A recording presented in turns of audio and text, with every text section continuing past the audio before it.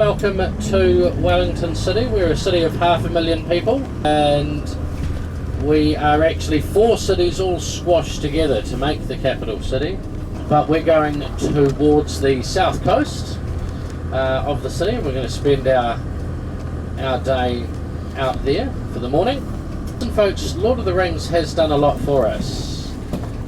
We have just celebrated just last weekend the 20th anniversary of the 3rd film coming out, and they had all sorts of stuff happening and shenanigans down at the film area of the city where we're going to, Miramar, and they had a screening, and Sir Richard Taylor came and spoke, and all of these things. It was terrific.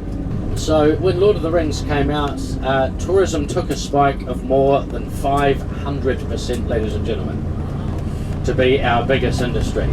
Well, our second biggest industry, almost overnight. So it was really, really crazy for us. Those of you that were on the city side of the ship may have been able to see the stadium. If you caught a glimpse of the stadium, that is the Sky Sports Stadium.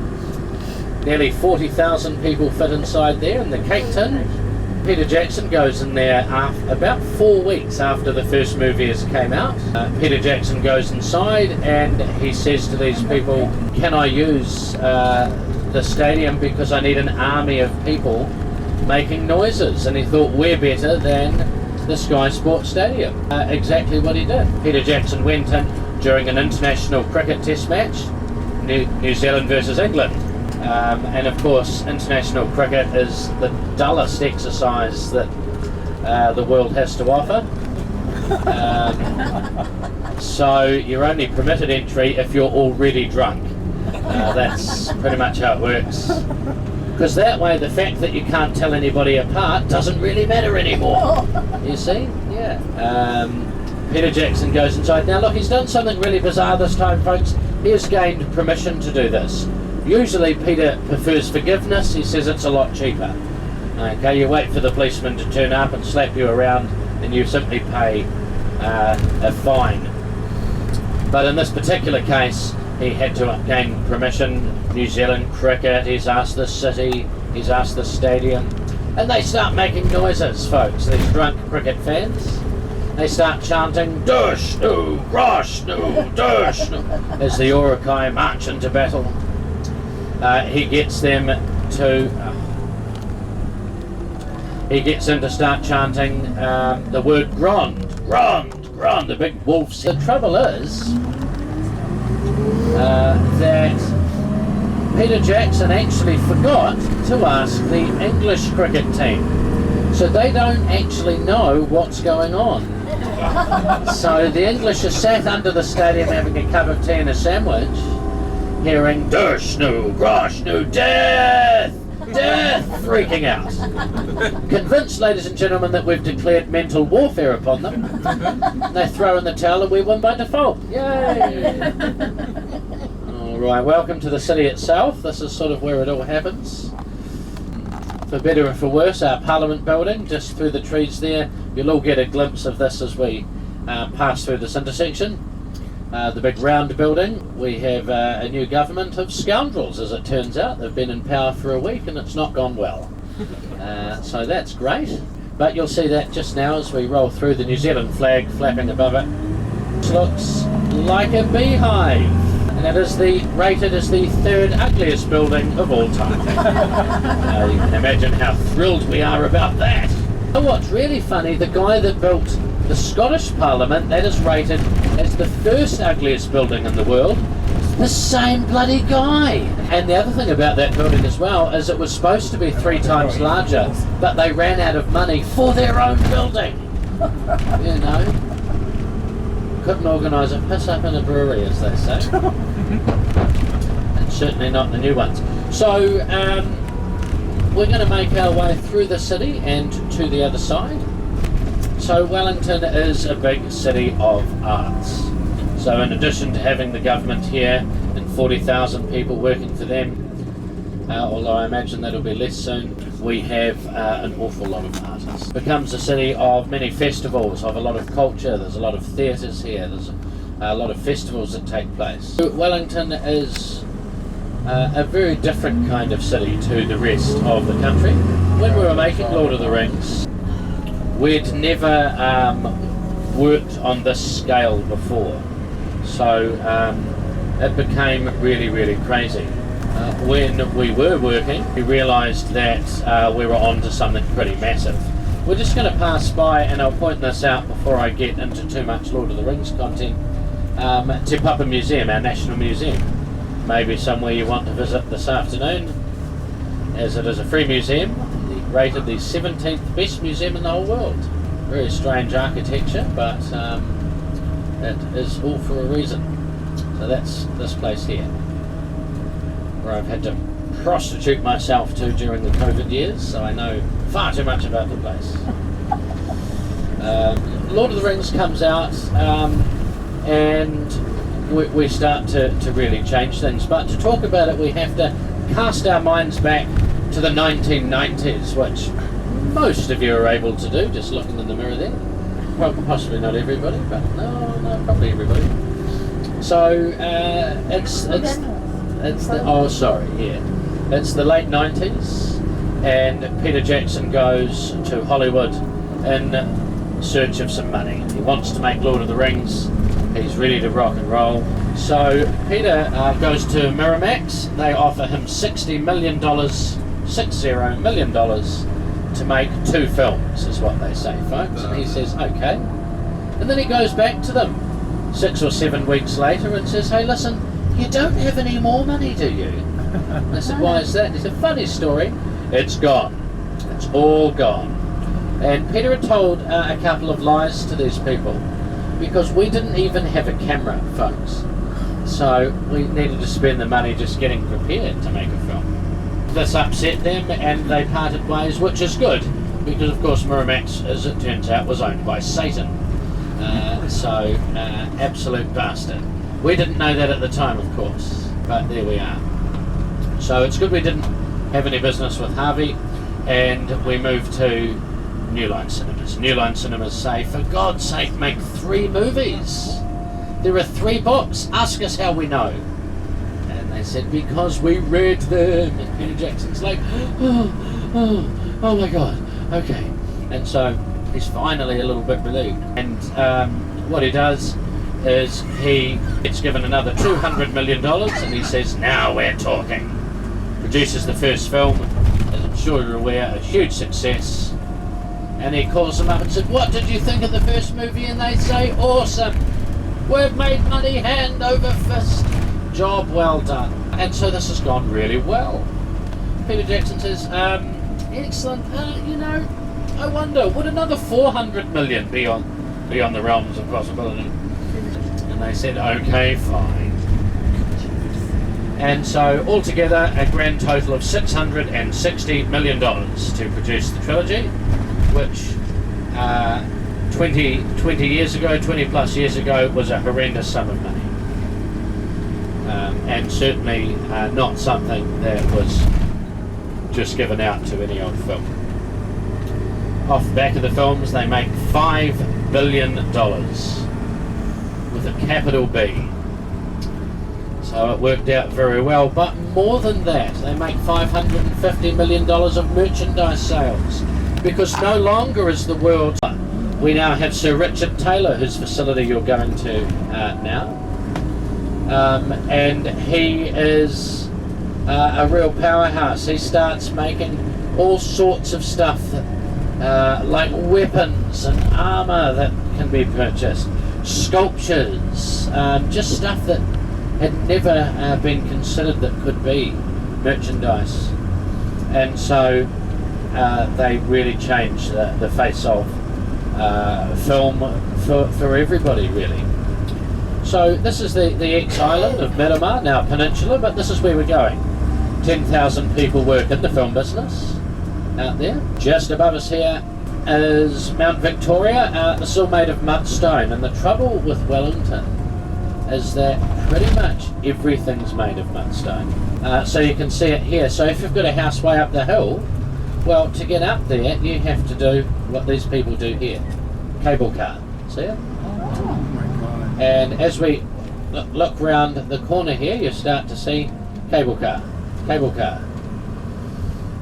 Pretty much everywhere you look, if they live up the hill, there will be a cable car to get them there. Hundreds of them. Leave the car down the bottom, or don't have a car is the other one. But sometimes they'll have a garage down the bottom and then everything else will be at the top. The lady asked about landslides. Well, yes, of course, landslides are a really big issue, and they have to have an escape route through the back somewhere. So another one here, a couple over there, another little one there as well.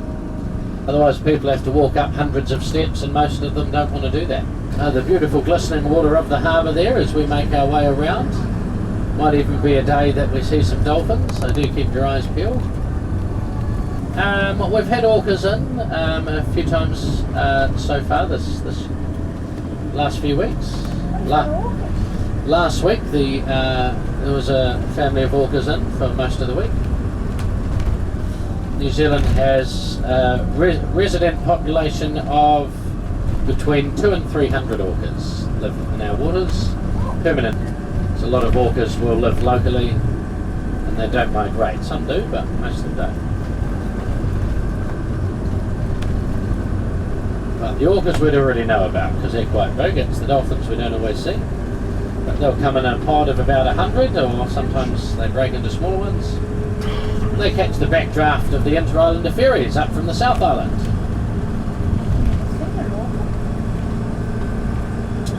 Those dolphins are Hector's dolphins, which are indigenous ones as well. They're quite small compared to some of the things like the bottlenose dolphins. They are a little bit smaller than a bottlenose dolphin.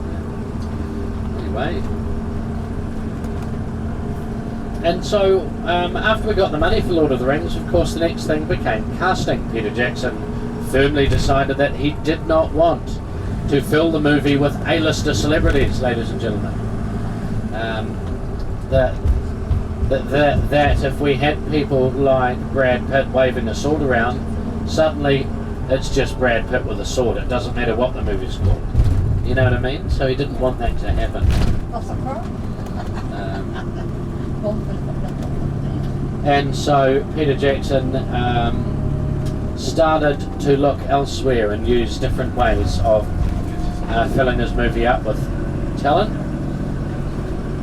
Nice day for swimming, look at that. Oh, I want to go swimming now. No, it's not, it's perfect. No need to be weak, madam. No. If it's not snowing, it's good swimming weather. So the company New Line Cinemas said, look, we do have one proviso, Mr. Jackson. You will need to have one celebrity in the movie just to ensure our investment. Now that's not exactly bizarre, they do say things like this sometimes. So they said, we want Sean Connery to play Gandalf the Wizard, please. Now I don't know if you folks can imagine Sean Connery playing Gandalf the Wizard. Requires a little bit of grace, not exactly something he has.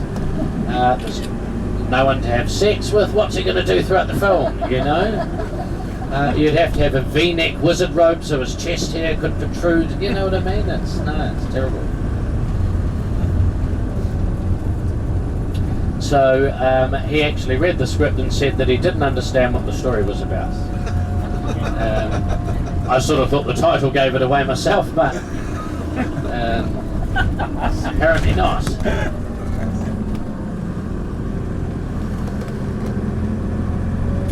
Alright. So we're just going to slip around the other side now and past the big Wellington sign. You might be able to see when we get past these Pahutakawa trees.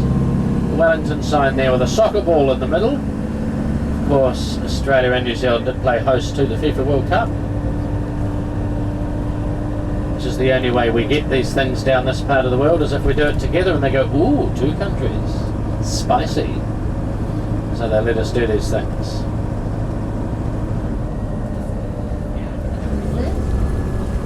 It's right over there. So we're going to head through the gap there. So this was a former island. All this flat area rose up in a horrendous earthquake in 1855. You can connecting us to the rest of the city.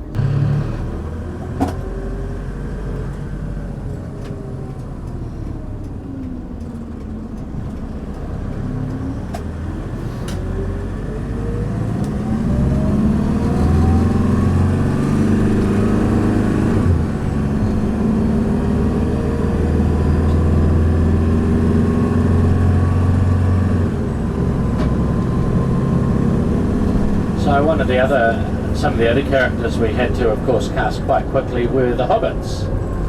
Now, of course, we end up having two sets of Hobbits. We've got Merry and Pippin as a pair, and then Frodo and Sam as a pair. And of course, Merry and Pippin, those actors happen to be from the UK, and they're funny and hilarious. Then, of course, Frodo and Sam happen to be from the United States, and they're strange and awkward, and that's part of it. That sort of made sense to us at the time. Reflected the world as we knew it at that point of life. Christmas cherries for sale now, but not been warm enough. I wouldn't have them for 2 weeks, then buy cherries. But if you're someone who doesn't get very good quality cherries, you will still cry when you eat those. If you wait for 2 weeks, you'll cry for days. Weep like a baby. We are, of course, some of the producers of the finest stone fruit in the world. Down towards the province of Otago in Te Waiponamu in the South Island.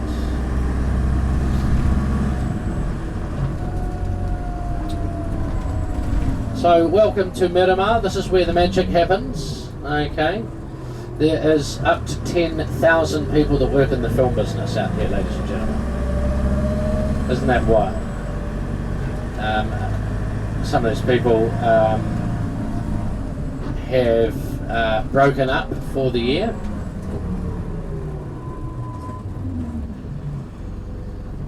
Oh, Granddad having a smoke around the baby. Oh, that's great, isn't it? Isn't it good you still see stuff like that?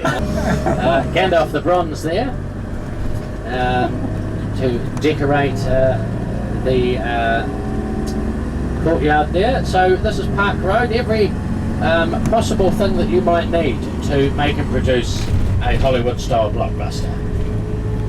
Every kind of facility. James Cameron actually lives out here now as well and refuses to work anywhere else other than Wellington. And he said he won't stop making Avatar films until Star Wars is proper dead. So there you go. Listen, you're going to be in here for just a touch over 60 minutes.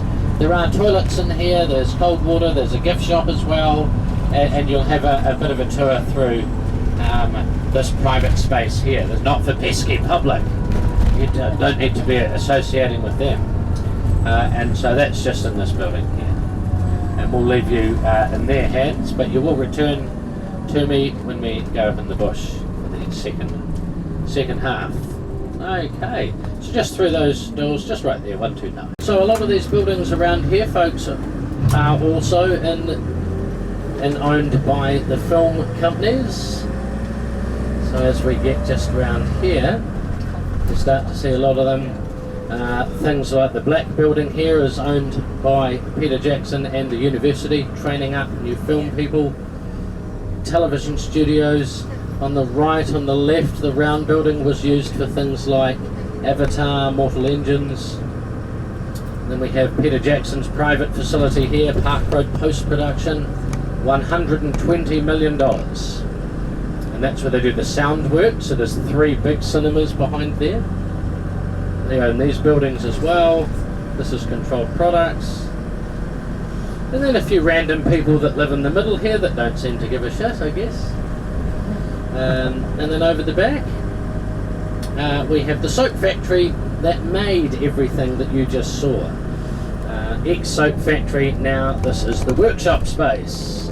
The armory's in here, the leathery's in here, and all of that sort of stuff. The blacksmith making the swords, Peter Lyon, Queen Elizabeth's blacksmith no less. And they've got a public shop in there as well. But what was that wall? What was that actually filmed? Amongst all these stories? What's that? The Wild Hunt, that's where the young guy was his grandparents. Oh, Hunt for the Wilder People? Yeah. Oh no, that's miles away. That's that miles away. Oh. Yeah. I've got my business goes on the bush up there, finally had the theatre there. Well, we've got bush everywhere. I gathered that myself. So, Peter Jackson himself just lives over the hill. He lives in the same house he's always lived in before he had the money. He recently sold his FX game company for $1 billion. So he's now the third wealthiest film director in the world, apart from, I think, Spielberg is number one. But he's number 3 now.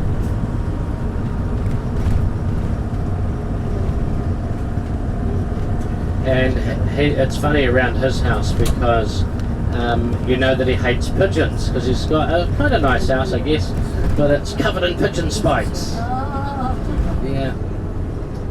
And Peter Jackson realised that when all the actors were coming out here, that, you see, we're not making 3 movies, Lord of the Rings 1, 2 and 3, we're just making Lord of the Rings as one film, 12 hours long, and then we cut it up for the purpose of filming. So we're doing a film shoot that is 18 months. Now this had never happened before, doing something so monumental like this. So Peter Jackson thought, well, where are the actors going to live? I mean, we're talking about living, not staying. And they're going to have to be probably here for 2 years. And so he thought, well, if I hire 20 hotel rooms for my principal actors, I might as well buy the hotel. I'm doing it for 2 years. So he went up and down his own street, door knocking, trying to rent out homes. So picture this, if you will, it's the dead of night. Little old man who looks, well, a younger guy at the time in bare feet. Peter Jackson never wears shoes, knocks on your door and wants to rent out your house. Imagine what you would say to the man as you slam the door in his face. Well, he knew they were going to do that, so he goes back 2 weeks later, and guess what you've been talking about for the last 2 weeks? The creepy guy that turned up in the night that wanted to rent out your house. So he comes back, sandals on his feet, so he's already winning, and he says, hey listen, how about this? I pay a fair price for 18 months, and I fly you and your family to wherever you want to go in the world for that time. What do you reckon?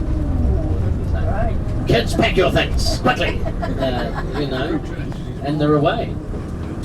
The first building that they had to buy before we built all of these old factories from the big industrial boom of the 1950s that crumbled away, and Peter Jackson and Richard bought most of these facilities, but the first one was somewhere to actually do some filming, just in here.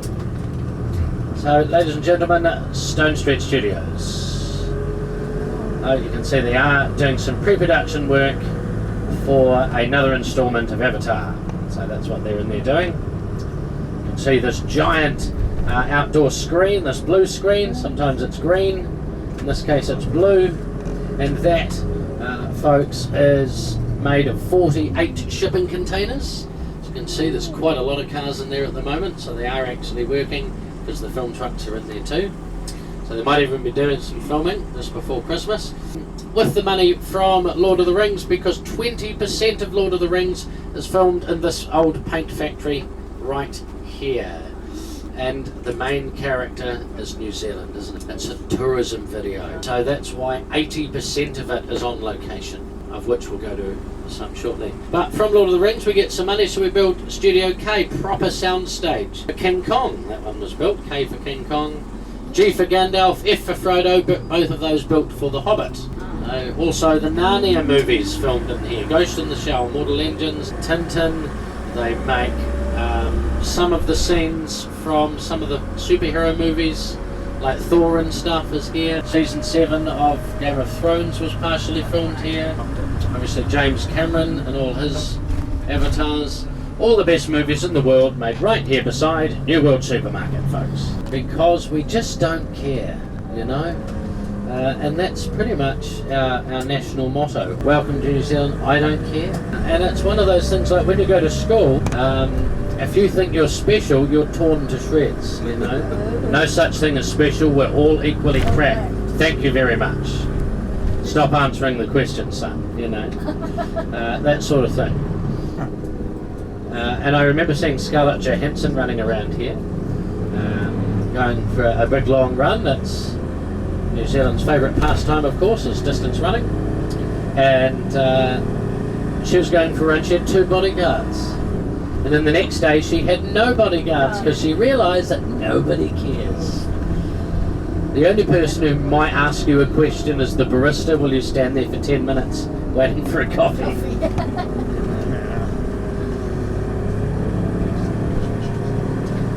So it's a wee bit like our old customs. You've obviously had to go through customs, and it is quite full on. Like if you have an apple on your person, you could be beaten to death. I don't know. But if you have a knife, that's okay. It's all pretty backwards. So listen, the blue screen that we saw is just on the other side of this hill. And then this is the butt of the runway for the Wellington International Airport. Directly in front of us. See how it's levelled off? Yeah. And so what they did was they had to station a girl on the hill with a radio, and what she would do is radio in 20 years ago every 30 minutes when an aeroplane was coming, because the old paint factory would rattle and shake every time the aeroplane landed, so they had to stop filming. So she would radio in and give them a warning. Now one morning she's incredibly hungover and doesn't come to work. Now nobody knows this, because rain, hail or shine, she's up on that hill. So she's not at work, and they're filming the end of the second movie, folks. The Two Towers. It's those scenes of Osgiliath. A young Australian lad comes out to play Faramir, Boromir's brother. He of course has been in some of the seasons of Underbelly. And they have heaps of seasons of Australian Underbelly, and they do like a half season based in New Zealand. And it's the most boring out of all of them because nothing happens. But he's been in a bunch of these, he's come out, and he doesn't know that the airport is right beside the green screen because he's only just arrived. So they're filming a close-up of him fraught with fear as the ring wraith flies overhead on the foul beast. And it's this moment that he's supposed to be terrified. He looks to the skies, and folks, what does he see but a 777 aeroplane with its landing gear down comes screaming overhead. Not knowing the airport's there, he believes this is going to smash into the city. So for a moment you see in his eyes real fear. And you can't make that up. And Peter goes, stop, that's the one, that one there. You know? And it's just a series of things like this that make Lord of the Rings what it is. And then it's having things like the original painters and things, Mr. Powell being one of them, come out, and they weren't dead, the original illustrators, so they come out and actually provide some context, having known Tolkien very well.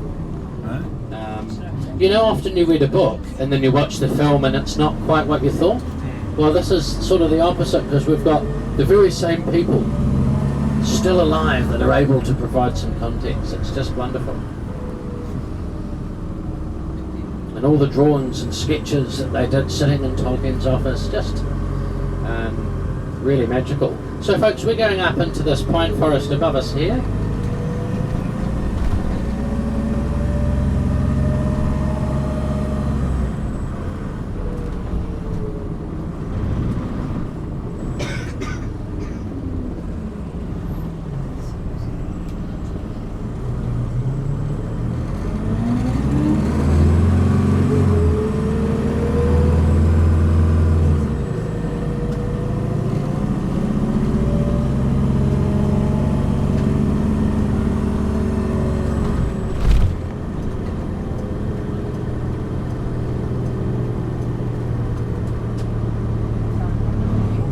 There's 3 types of trees up here, and this is one of our town belts. But as we get a wee bit of elevation now, you'll start to see that we are in fact a city inside a forest. we are one of the most forested cities in the world, as over 40% of Wellington City is trees. 40%. And that is simply to hold it all together.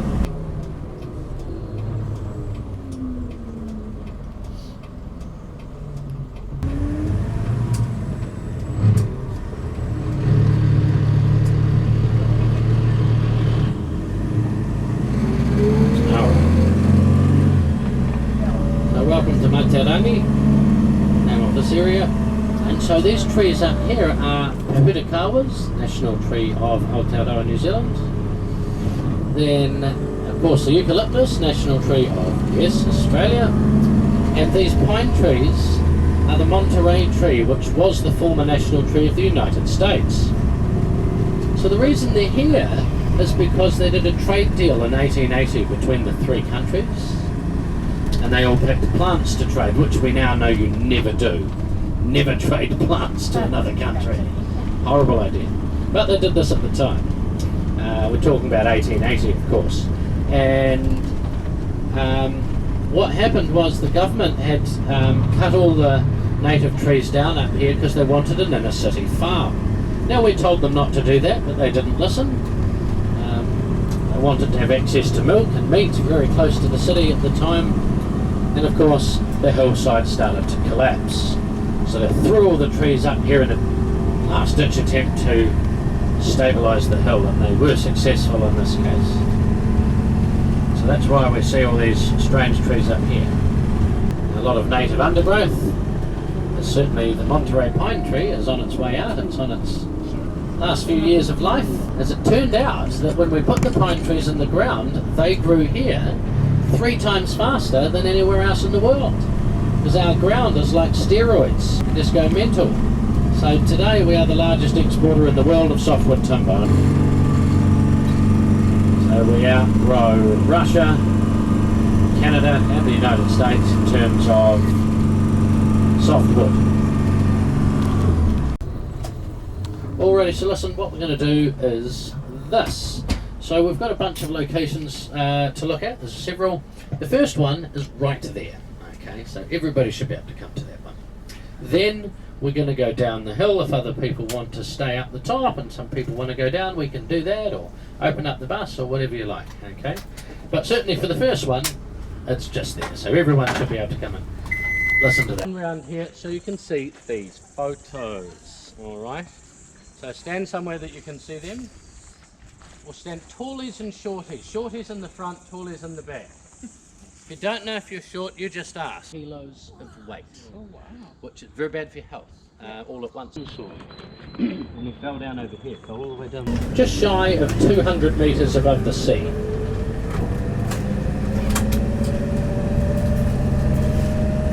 And there are 2 lookouts. The official lookout that the captain wants us to go to is 89 steps up to the top. So we're not doing that one. Don't tell the captain.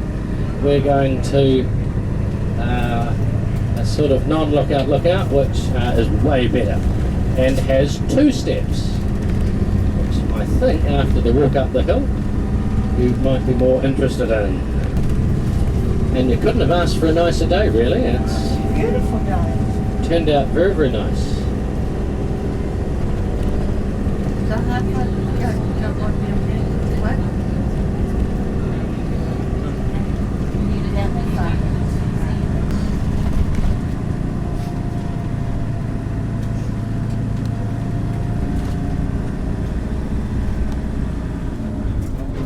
Okay, so see some of the branches falling down because, as I say, these trees are starting to die now.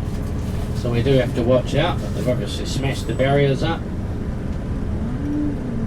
So we do have to watch. Pine trees do have a life, unlike most of our native trees, which tend to live for thousands of years. Isn't that beautiful? Now, personally, I don't live up here. I've chosen not to live here. I'm from there. It's a choice. Yeah.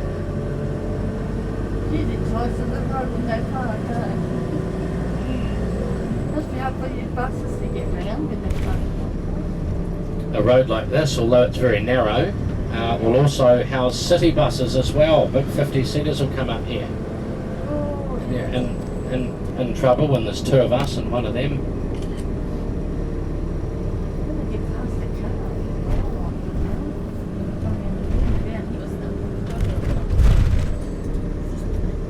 Alright, so this area, yeah, very, very beautiful. Aeroplane coming into land at the airport there. The 7th most dangerous international airport in the world, Wellington Airport, because there is water either side. There's houses either side of that, and it's only big enough to land a 777. So nothing bigger can land there. So we are international to only 3 countries that a 777 can get to, and that is Singapore, Fiji, and of course Australia.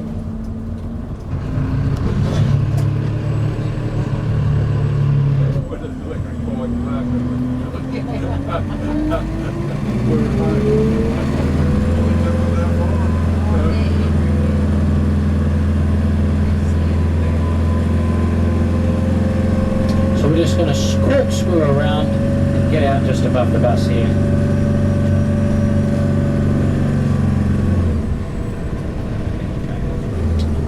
So you go right up the top here. I'll do a wee bit of commentary as well, and you get a panoramic view.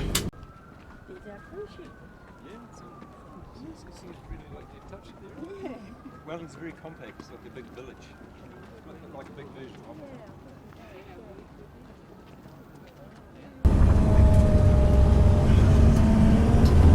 Okay.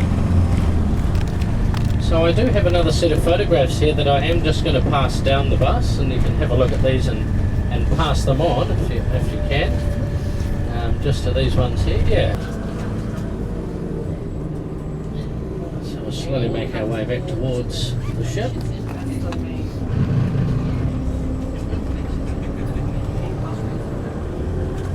Do we have to go into the little cabins? So there in Hobbiton, which is about 6 hours north. Oh, so we're not going there? No, you go there from Auckland. Yeah. Because the hotel, I said Auckland. Yeah. Well, what did we do yesterday? No, Auckland was the first stop. Oh, Auckland. Alrighty, so we're making our way down these narrow streets again. And if you have a cable car to get it up or down to your house, as some of these people do, the only way of getting furniture into the house is via a rich people helicopter delivery service, which will swing the furniture into the house.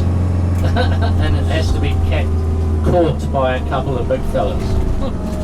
Isn't that wild? But that's what the only way they can do it. You need a new sofa or something?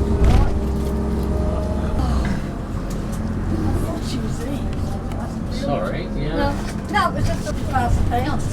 So there's a whole lot of little cable cars hidden in here as well. Those photographs that are coming down the bus talk about the premiere of the 3rd film, which we first hosted. We demanded to host a premiere. We said, look, we've made these films here. We need to have a big knees up, a proper party. And they said, no, don't be silly. You can't host a premiere in Wellington, for goodness sake. Hey, some more of these cable cars here. Look, there's 2 here, either side. Anyway, and so they said cities like Berlin and Paris, London, Los Angeles, and New York, these are the cities for premieres. Plus, you don't know how to party in Wellington. And we said, how dare you? Binge drinking is our way of life. Drink ourselves to death. And of course, Wellington, if you didn't know, statistically speaking, has more bars, restaurants and cafes per capita than anywhere else in the world. In theory, if everybody wanted to get a seat, everybody could be seated for food in the city. Isn't that mental? And you say, how do you do that? Well, you eat out a couple of times a week. You go to more than one place. That's how you do it. We did host the 3rd film, and it was a wee bit like when the circus comes to town for the first time. Guess what happens? It's sold out. Everyone buys a ticket. And that's what happened in this case as well. 120,000 people attended this event. And you just grapple that, an entire city of people comes down to see what's happening. Nobody was at work. We just abandoned work to come and have a look at this because it was madness. The red carpet was 600 metres long, to be the longest red carpet ever. And then for the Hobbit, we made it 601 metres, just to break our own world record. New Zealand's favourite pastime is breaking world records and telling you that we did it. And so the Embassy Cinema plays host, which is just down the hill here, plays host to these films. 700 people in the main cinema. It's got the best sound system in the southern hemisphere because the cinema itself is a quarter owned by Sir Peter Jackson. That's the big red roof just at the bottom of the hill here. White buildings, the red roof. Huge cinema. Even if you don't need to go to the toilet, just sit in there and bask for a minute in the nice mosaic bathroom.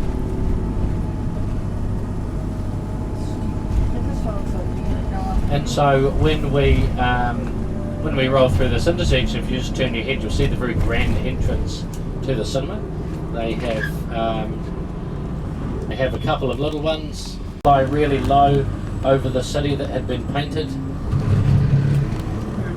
That's the entrance to the cinema here, the Embassy. And we did so well at all of this, 10 years later, for the first Hobbit film, they asked for us to host the first Hobbit film's premiere as well. And we said, "Oh, you like us now, do you?" And they said, "Yes, we do." Largest film event the world has ever seen. So 50,000 people come to the Hobbit as well. So this is where it all happens. This is Courtenay Place, folks. If you are heading into town, Cuba Street is one of the nice hot spots to hit. All along the waterfront there's very nice restaurants. Cuba Street has a lot of cafes. So we were talking before about some of the actors. One of the actors, of course, Viggo Mortensen, comes and plays Aragorn. He's really interesting. He's not the first choice for the role. The first choice was a young guy called Stuart Townsend. And Stuart's a young Irish boy. He comes out for about 7 weeks and then he's fired. Fortunately, Stuart's got a touch of the Irish curse, as they say. He's a booze hound, so he gets rotten drunk and expects to pick up weapons and fight people. Hello. That's a black bat goal. So Viggo Mortensen is the third choice, as it turns out. So this young Irish guy is sacked. So what are you going to do? Well, it comes down to Peter Jackson's wife. Her name is Fran Walsh. She's also a producer in the films, kept out of the limelight to protect the children at the time. But she very much is involved. And she watches one of Viggo Mortensen's early films. And in this particular film, ladies and gentlemen, he takes his clothes off and appears nude briefly, and something about this strikes her. And feels as though he's the one all of a sudden. And she informs her husband that he is to hire Viggo Mortensen, and please don't ask any questions. So Viggo comes out, and obviously he's late to filming, it's already begun. So he's on the back foot. So what he does is he's speaking both dialects of Elvish fluently. He's speaking, he can understand Dwarvish. He's supposed to be the best swordsman in Middle Earth, so he is. He pays for all these additional sword lessons. And you felt the chainmail in the workshop, yeah? And so he wields, 30 kilos of real chainmail. Oh. Demands that Queen Elizabeth swordmaster Peter Lyon makes him his own real steel sword. That is wacky and it is crazy, but that's what they do. And so as they're doing all of that, he's coming back from a sword lesson, a private sword lesson that he has paid for, and it's 5 o'clock on a Sunday morning, excuse me, and he is coming back from this lesson, which I guess has taken place really, really early, because he is filming that day, 5 o'clock in the morning, and he decides to pull out his sword and practice the moves, like a dance class. You practice the moves, you want to remember them. And so he starts doing this. and he's half in a tracksuit but half in leathers. Now, what you need to understand is that Viggo Mortensen is a method actor. Method actors like Daniel Day-Lewis really annoying because he just is the King of Gondor, and that's just how it is. So he starts getting a bit vocal while he's practicing these moves, walking through the alleyways of the city back to the hotel, and of course when he gets vocal, the words he's saying are not English words, they're Elvish words, which of course sounds like gibberish. So he's going doing his moves and things, posing, and this, as you might imagine, starts to alarm some of the people who live in the apartments in town. So naturally they call the police. Now look folks, I don't know if you've seen a New Zealand policeman close up, but they don't carry any form of a weapon. Okay?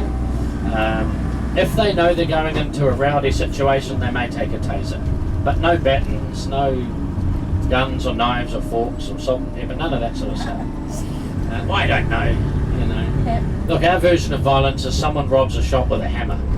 Okay, that's where we're at. We go, oh, these builders. You know. So, yeah.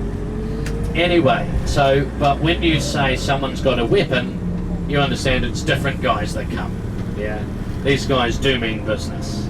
They're ready for a steak Diane with their salt and pepper. And so they surround him in an alleyway. Armed Defender Squad, New Zealand Armed Police, you're under arrest, put your hands up and your weapon down. But of course, he's the King of Gondor. So he pulls the sword out and points it at the commander. And says, I'm Aragorn, son of Arathon, King of Gondor. No one may command me. And now they don't know what to do.